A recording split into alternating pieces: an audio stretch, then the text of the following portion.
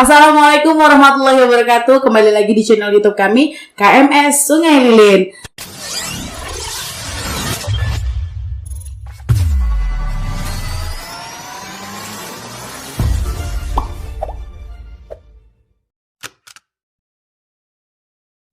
Tentunya seperti biasa dalam program Ngopi Ngobrol Penuh Inspirasi. Kali ini Riana sudah kedatangan narasumber yang sangat keren banget dan tentunya juga menginspirasi ya. UMKM kreatif ya sudah berada di hadapan kita semua.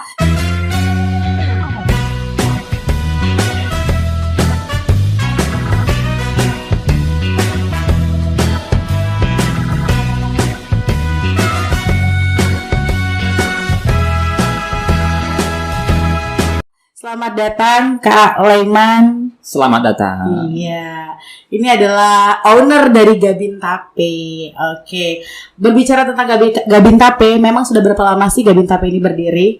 Kalau berdiri berapa lama itu kurang lebih sudah jalan ke 3 tahun ya. Dari awal 2019 akhir belum hampir 3 tahun, jalan 3 tahun. Hampir 3 tahun ya, memasuki usia ke 3 tahun.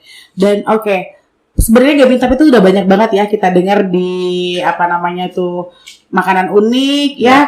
Tetapi apa sih yang membuat berbeda Gabin Tape dari Kak Laiman sendiri? Oh, kalau Gabin Tape itu umum ya, semua juga pasti bisa. Tapi kita tuh menciptakan Gabin Tape bagaimana caranya biar orang tuh tertarik dan tidak meremehkan suatu jajanan yang biasa dianggap biasa gitu kan. Semua orang bisa bikin kan Gabin Tape kan. Tapi kan kita akan buat sedikit keanehan ataupun biar tertarik orang melihatnya dan kita pun siap tampil dimanapun dia dihidangkan seperti itu. Jadi ada variasi yang berbeda seperti itu. Kalau misalkan berlian tadi mau taruh dimanapun harus jadi berlian seperti itu. Dan bagaimana cara orang yang mengemas dan cara orang bisa menampilkan tersebut ya. Nah ini pertanyaan berikutnya nih. Sebenarnya ide untuk mendapatkan usaha Gabin Tape ini apa? Kenapa nggak usaha yang lain? Kenapa harus Gabin Tape? Kalau untuk ide itu sebenarnya itu dari istri ya. Saya cuman pengembang, saya cuman pengurus dan penanggung jawab. Dari awal mulanya itu kita tidak ada niatan untuk memulai bisnis Gabin Tape. Karena di situ istri punya tape dan bingung mau ide apa, ya udah coba kita bikinkan Gabin Tape. Nah dari situlah kita muncul ide-ide yang bervariasi kan, dari mulai kemasan sampai pemasaran dan juga sampai penjualan. Dari situ kita buatnya gitu kan. Pemasarannya seperti juga. Tapi kalau untuk pemasarannya kita melalui online. Dari dulu seperti itu. Oke, dari dulu seperti itu. Karena dari online jadi sampai kemana-mana ya. Amin. Amin, alhamdulillah. Tapi kalau ngomong-ngomong, memang untuk izin segala macam itu udah ada apa belum nih untuk Gabin Tape sendiri? Kalau untuk izin kita alhamdulillah sudah selesai semua. Legalitasnya sudah selesai semua. Karena memang komitmen saya itu memang sempat dibilangin lah ya, dibilangin sama orang-orang gitu kan. Buat apa gitu. Sementara kan kita kan cuma jajanan biasa gitu kan. Tapi di situ aku memiliki komitmen bahwa nanti ini akan menjadi tren, menjadi ikon tersendiri untuk di kota saya sendiri. Iya, tentunya di kota Sungai Lilin. Alhamdulillah pemerintahan senang dan kemarin juga sempat didatangin orang nomor 1 kan. Kemarin juga sempat bertemu sama artis ternama. Iya.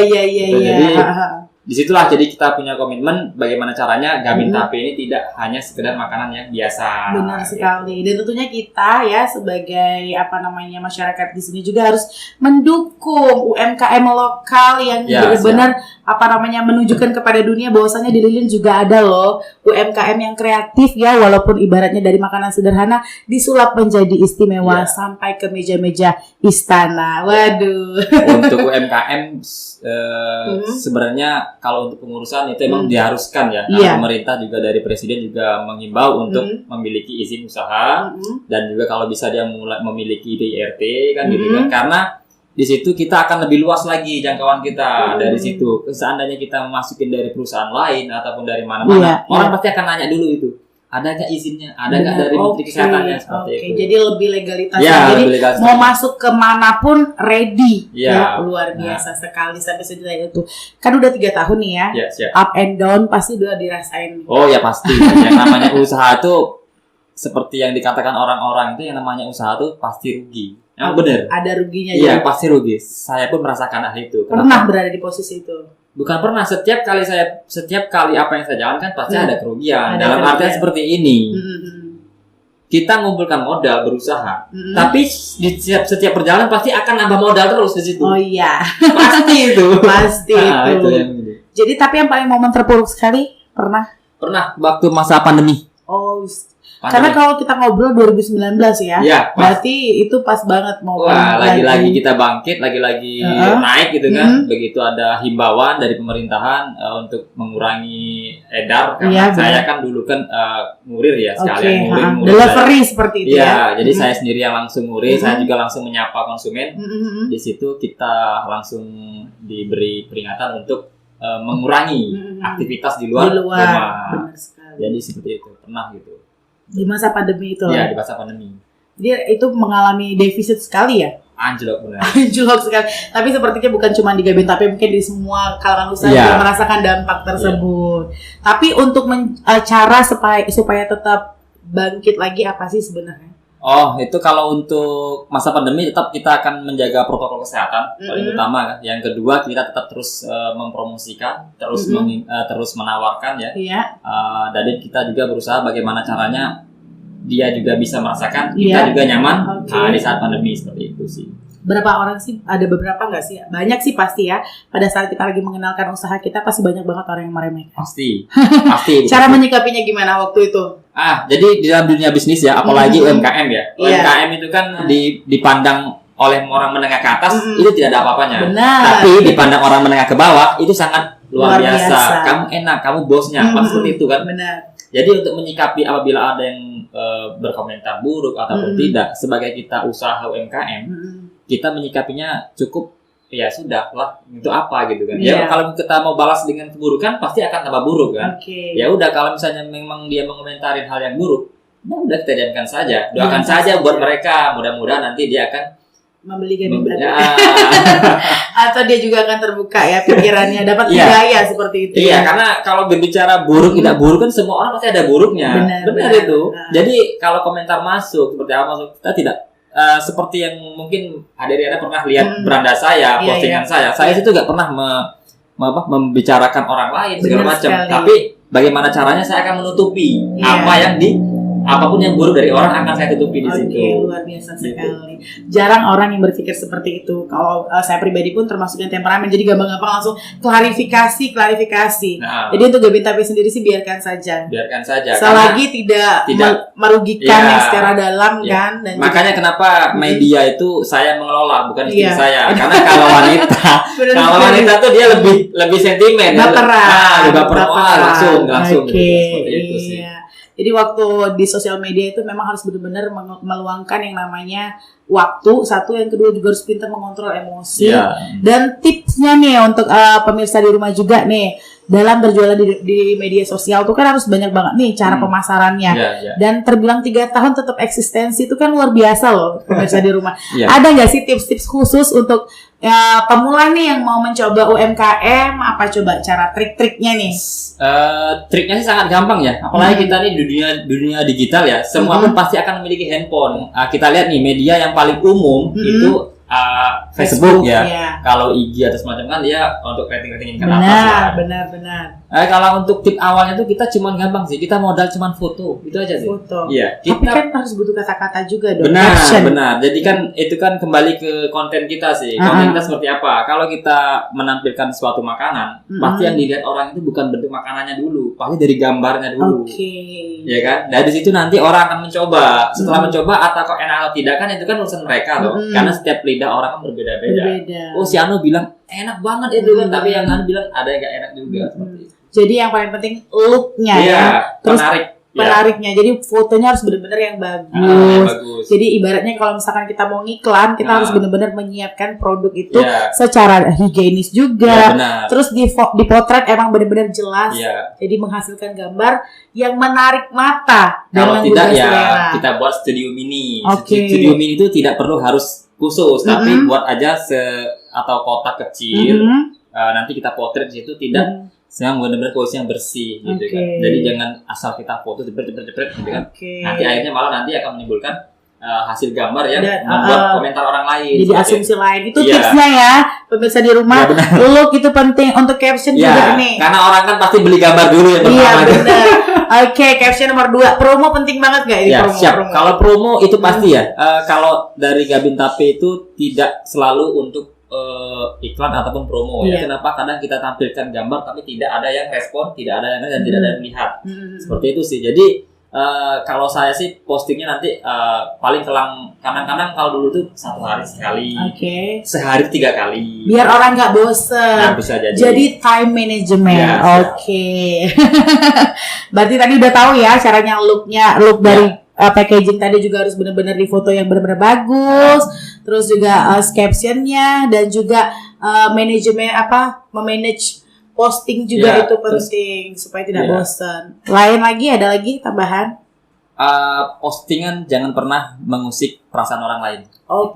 Seperti jadi fokus tujuan kita jualan. Fokus jualan. Tapi sebenarnya kontroversi itu sangat dipentingin loh. Cuman kalau aku lihat ya dari Gabin Tape sendiri, dia pintar mengulik bahasa kalau menurut aku pribadi. Yang lagi booming apa tapi diplesetin ke Gabin Tape. Jadi orang tuh setiap hari tuh pikir apa sih nanti ya? Ada aja ya.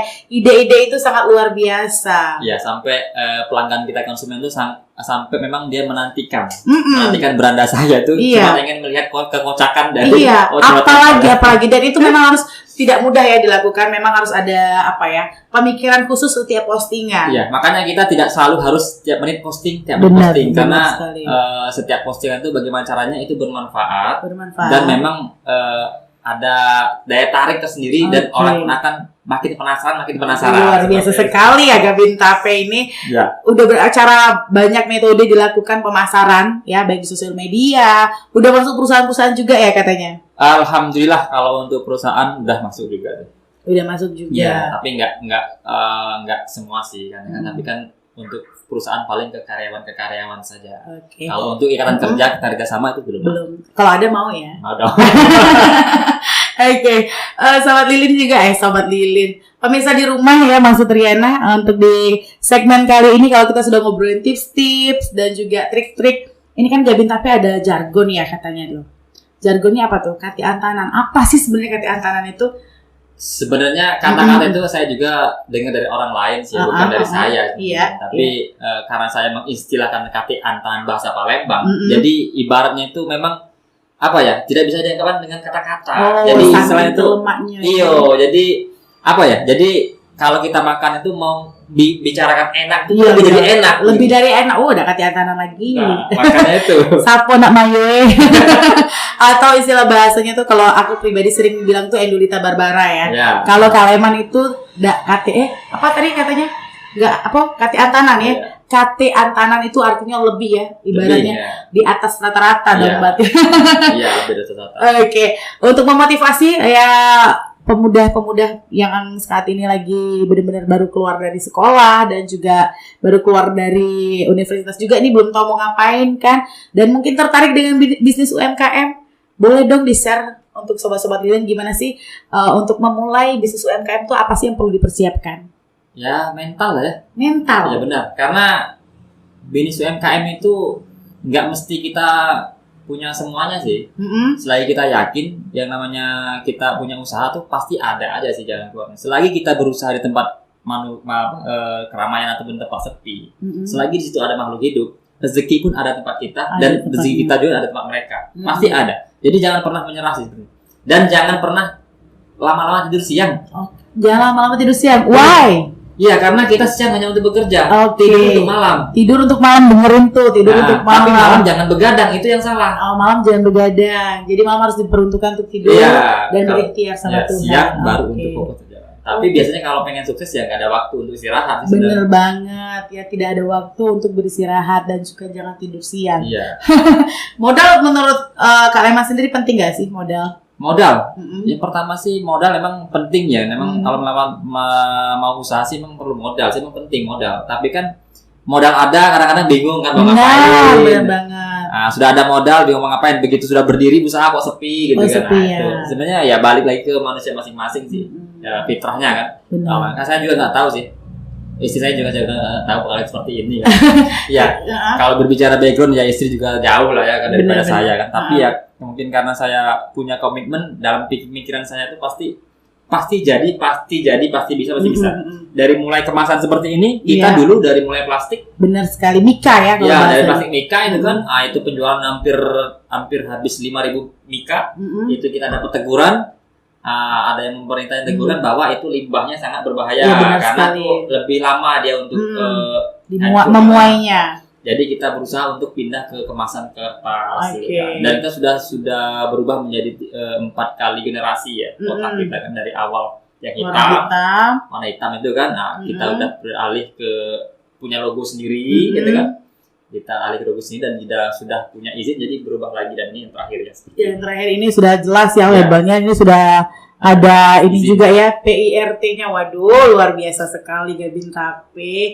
Tapi kalau kita ngobrolin lagi nih ya, kalian sendiri kan background-nya juga bekerja nih. Bagaimana sih cara mengatur waktu antara usaha dan juga pekerjaan? Kalau untuk mengatur waktu usaha dan pekerjaan yang jelas tanggung jawab dan kewajiban itu tidak boleh ditinggalkan. Kalau saya pas lagi bekerja saya tetap akan fokus ke pekerjaan saya.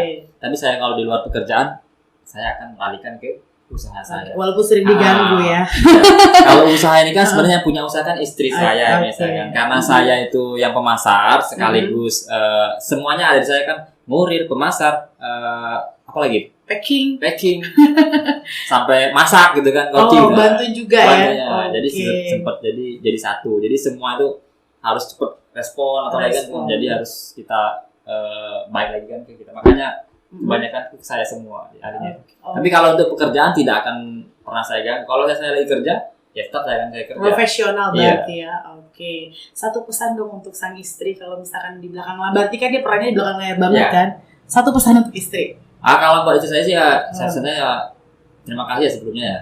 Mungkin cukup sabar ya kan. Karena saya tahu sendiri ya, karena berbisnis di dunia online. Yang berkecimpung di situ kan bukan satu orang saja. Benar. Dan wanita-wanita juga banyak. Harus disenangkan hatinya. Jadi tetap tapi alhamdulillah ya istri sudah paham lah, ngerti lah karena kita profesional bisnis ya. Saya juga nggak akan bermacam-macam kan. Yang jelas sih ya buat istri ya terima kasih banyak support dan dukungannya. Berkat beliau juga saya seperti ini. Berkat beliau juga Gabin Tape bisa eksis ini luar biasa sekali. Wih, keren banget pokoknya. Thank you banget Kaliman sudah hadir di sini meluangkan waktu ya, terus sharing-sharing sama kita juga. Motivasi terakhir dong buat seluruh penonton channel YouTube kami KMS Marilyn apa nih? Ya semoga KMS tetap sukses maju ya. Dan terus memberikan inspirasi buat yang lain dan buat ya pokoknya lebih baik lagi lah. Oke, lebih baik lagi. Dan untuk penonton di rumah ada pesan-pesan terakhir? Jangan pernah ngomongin orang kalau diri kita sendiri belum pernah bisa mewujudkan apa yang kita inginkan. Luar biasa sekali. Oke, pemirsa di rumah terima kasih sudah bergabung bersama kami ya. Dan jangan kemana-mana, akan banyak banget obrolan-obrolan lain tentunya di KMS.